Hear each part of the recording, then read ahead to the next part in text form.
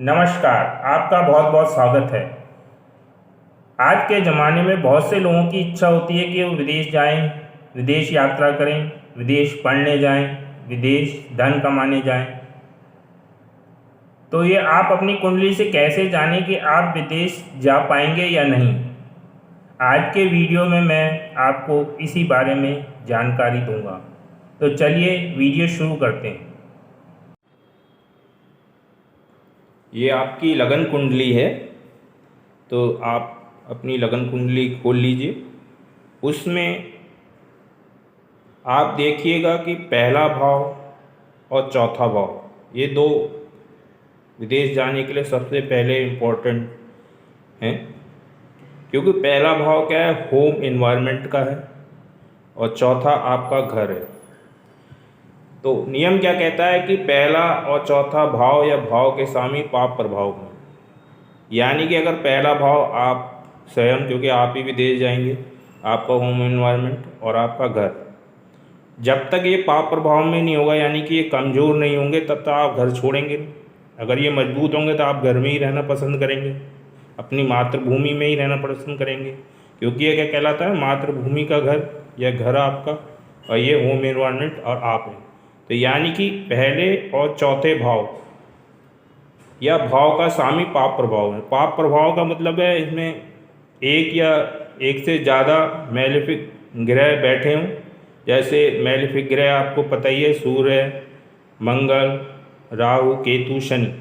यानी कि इस घर में सूर्य, मंगल, राहु, केतु, शनि, इनमें से कोई भी दो ग्रह बैठे हों या इसमें दो ग्रह बैठे हों, ठीक है ना, या इन पे दृष्टि डालना हो पहले या चौथे घर पे, इन चार में से कोई भी दो ग्रह दृष्टि डालना, या इनके स्वामी, जैसे एक नंबर का स्वामी मंगल होता है और चार नंबर का जैसे चंद्रमा है। ये मैं मेष लगन की कुंडली के हिसाब से बता रहा हूँ, आपकी कोई भी कुंडली हो सकती है, उसमें कोई भी गिनती हो सकती है, ठीक है ना। तो गिनती के हिसाब से आप उनके स्वामी देख सकते हैं, ठीक है ना। तो जैसे कि आपको मैं यहाँ बता देता हूँ, पहले का स्वामी मंगल होता है, दूसरे का स्वामी शुक्र होता है, तीसरे का स्वामी बुध होता है, चौथे का स्वामी चंद्रमा होता है, पांचवें का स्वामी सूर्य होता है, छठे का स्वामी बुद्धि होता है, सातवें का शुक्र होता है, आठवें का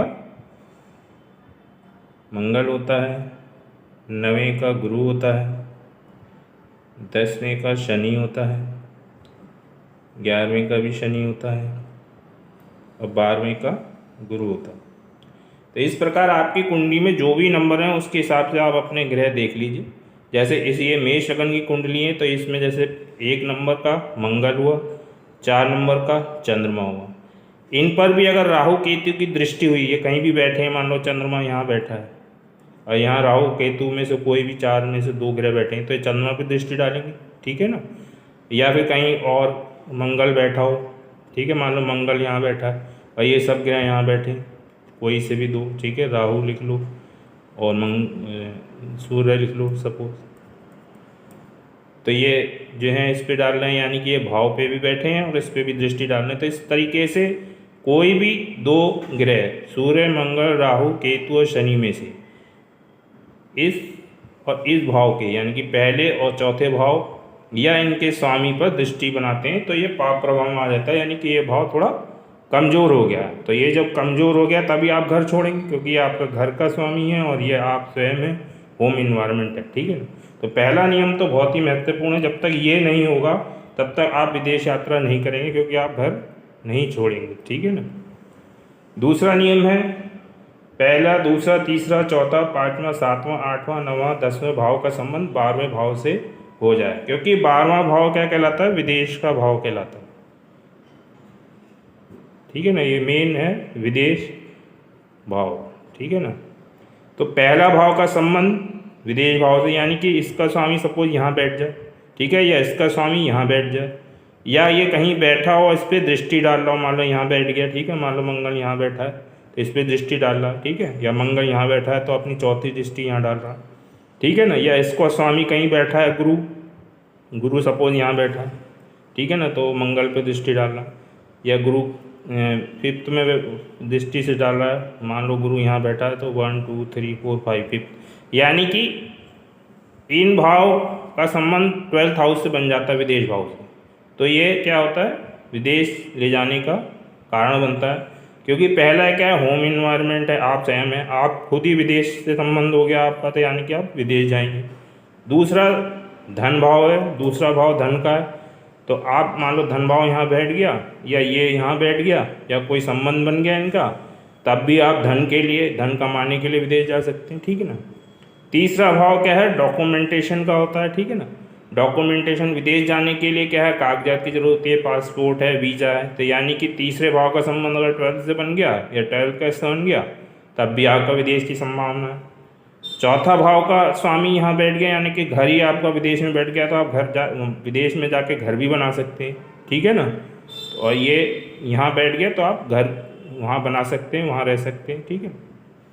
फिफ्थ भाव का स्वामी क्या है, ये एजुकेशन का है, ठीक है ना। अब आप पढ़ाई के लिए भी विदेश जा सकते हैं अगर इससे संबंध बन गया, ठीक है ना। 7th हाउस जो है आपका विवाह का है, विवाह का स्वामी का संबंध 12th हाउस में बन गया, तो आप विदेश में शादी भी कर सकते हैं, ठीक है, किसी विदेशी लड़की से शादी कर सकते हैं, ठीक है ना। 8th हाउस आपका सामुद्रिक यात्राओं के लिए कहलाता है, ठीक है। यहाँ पर भी कोई अगर मान लो मंगल बैठा है या कोई बैठा है, ठीक है ना, या 12th हाउस गुरु बैठ गया सपोज, ठीक है ना, तो ये गुरु यहाँ आ गया, ठीक है ना, इसका संबंध विदेश भाव का इससे बन गया, यानी कि ये सामुद्रिक यात्राएं कहलाता है। 8th हाउस सामुद्रिक यात्राओं के लिए होता है, ठीक है, तो समुद्र के द्वारा आप कोई यात्रा कर सकते हैं विदेश जाने की, ठीक है ना। उसके अलावा 9th हाउस जो है धार्मिक यात्राओं को दिखाता है, ठीक है ना, आपका भाग्य भी है, ठीक है ना, भाग्य का घर भी है, ठीक है ना। तो आप अगर यहाँ इसका संबंध से बन गया तो आप धार्मिक यात्राएं कर सकते हैं, ठीक है, या आपका भाग्य विदेश से जुड़ गया, ठीक है। 10वां भाव का संबंध अगर 12वें से बन गया तो आप काम के सिलसिले में विदेश जा सकते हैं। मान लो इसका स्वामी यहाँ आके बैठ गया, गुरु यहाँ बैठ गया, ठीक है, या शनि यहाँ बैठ गया, यानी कि इन दोनों का संबंध बन गया, तो आप विदेश जा सकते हैं काम के लिए, या आप किसी एक्सपोर्ट कंपनी में, इंपोर्ट एक्सपोर्ट विदेश में से हो रहा है तो उस कंपनी में काम कर सकते हैं, या MNC वगैरह में काम कर सकते हैं, ठीक है ना, जो विदेशों से आपका कार्य जुड़ जाएगा, ठीक है। MNC क्या होती है, विदेशी कंपनियां होती है, तो विदेशी कंपनियों से आपका संबंध हो सकता है कार्य क्षेत्र में, ठीक है। दूसरा है 12th भाव का स्वामी 12वें घर में, यानी कि विदेश का स्वामी विदेश वाले घर में ही बैठा, ठीक है ना, तो जाहिर सी बात है कि जब विदेश का स्वामी अपने घर में बैठ गया तो आपको विदेश ले जाएगा, ठीक है। राहु का संबंध 1 और 12 भाव से। अब राहु बहुत इंपॉर्टेंट ग्रह है, क्योंकि हमारे शास्त्रों में राहु को मलीच यानी कि विदेशी ग्रह ही कहा गया है, ठीक है ना। तो राहु सबसे ज़्यादा विदेश ले जाने का कारण बनता है, ठीक है ना। अगर राहु 12th हाउस में बैठ गया सपोज, या 12th हाउस में कोई संबंध बनाए या लगन से संबंध बनाए, मान लो यहाँ राहु बैठ गया तो उसका 1 2 3 4 5 राहु का लगन से संबंध बन गया। मान लो राहु यहाँ बैठ गया तो 7 8 9 लगन से संबंध बन गया, या राहु बैठ गया सीधे विदेश भाव को देख रहा, यानी कि लगन या विदेश भाव से अगर राहु का संबंध बन जाए, क्योंकि राहु खुद विदेशी है, तो अगर आपसे संबंध बन जाएगा तो विदेशियों से संबंध होंगे आपके, या आप विदेश जाएंगे तभी आपके संबंध होंगे विदेश में, ठीक है ना, या आपको विदेश ले जाएगा, ठीक है। तो राहु बहुत इंपॉर्टेंट है। राहु कहीं भी बैठा हो, अगर उसकी राहु की दशा या अंतरदशा चल रही है तो काफ़ी संभावना रहती है कि वो संभावना बना देता है आपकी विदेश जाने की, ठीक है। फिर पॉइंट है आपका 1 3 7 8 9 भाव का आपस में संबंध हो। 1 3 7 8 9 क्यों इंपॉर्टेंट है, क्योंकि 1 आप खुद लगाना, क्योंकि आप ही जाएंगे विदेश, ठीक है ना।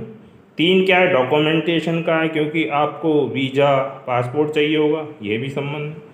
7 में क्या है, ये जो है विदेशों में ख्याति या हवाई यात्रा को दिखाता है, देखिए यात्रा से संबंध है इसका। 8वें का सामुद्रिक यात्राओं से संबंध है, और 9वें का जो है लंबी यात्राओं से संबंध है। यानी कि जो जो यात्राओं से संबंध है या डॉक्यूमेंट से संबंध है, अगर उन भाव के स्वामी का 12th हाउस यानी कि विदेश वाले से संबंध बन जाए या आपस में संबंध बन जाए, ठीक है ना, तो क्या होगा, विदेश जाने की संभावना होगी। संबंध आपको मैंने पहले भी बताया है कई बार।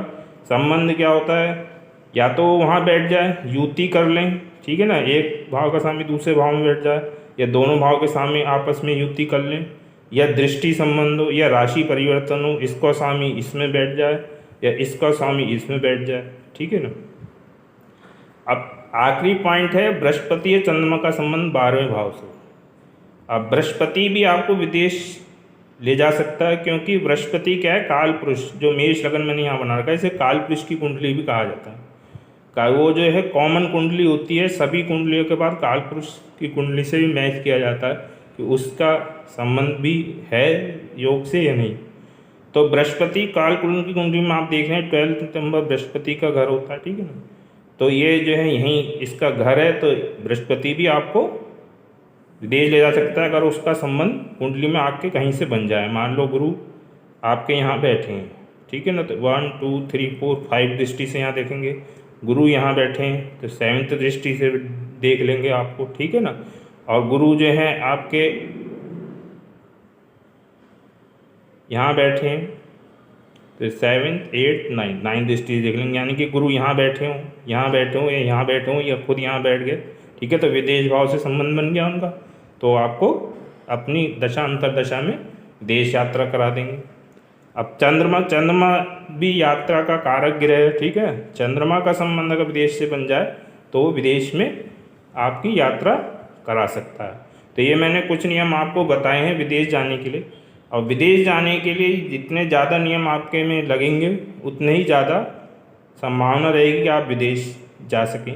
और यही संबंध अगर नवांश कुंडली में भी बनते हैं तो बहुत ज़्यादा संभावना बन जाती है। और ये कब संभावना जब बनेगी, आप जब आपके जो ग्रह इस योग में शामिल हैं उनकी दशा अंतरदशा चल रही हो और गोचर में भी वो विदेश जाने के लिए वर्तमान गोचर सपोर्ट कर रहा हो, तो उस दौरान आप विदेश यात्रा कर सकते हैं। अगर आपकी कुंडली में भी विदेश जाने का योग बन रहा है और योग बनाने वाले ग्रहों की दशा अंतरदशा चल रही है और आप विदेश जाना भी चाहते हैं, तो आप उस ग्रह से संबंधित मंत्र, पूजा और दान अवश्य करें, जिससे कि आपकी मनोकामना विदेश जाने की शीघ्र पूरी हो सके। धन्यवाद।